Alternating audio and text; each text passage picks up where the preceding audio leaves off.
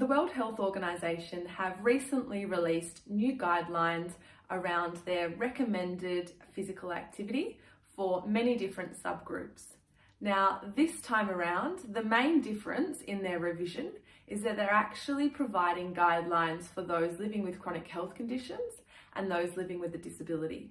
That's great, because before they didn't have those recommendations or those guidelines to those specific subgroups, and potentially they're the group that needs exercise the most, or maybe they're the ones that would benefit the most from these guidelines.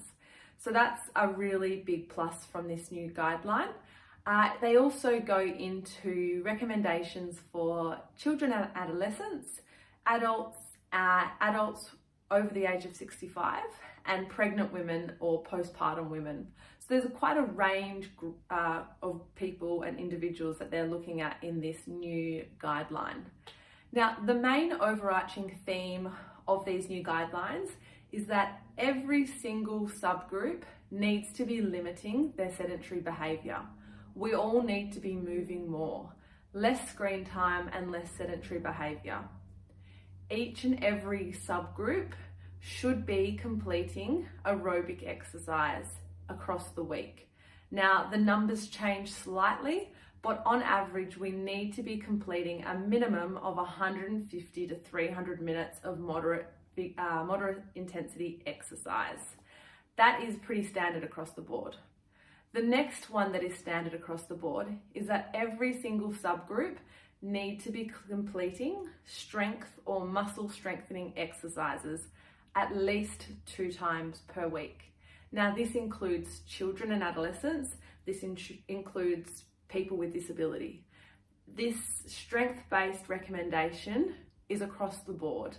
And that is because there are so many health benefits associated with strength-based exercises for every single person. It doesn't matter what scale you're on in terms of age or ability. So if we review these guidelines, they're the 3 overarching themes. Everybody needs to move more. We all need to complete aerobic exercise. And we all need to be completing strength training at least 2 times per week. And in the final summary, the World Health Organization also notes that we should be aiming to complete more than the recommended amount where possible. So these guidelines are sort of the baseline or the minimum that we should be doing to see those long-term health outcomes.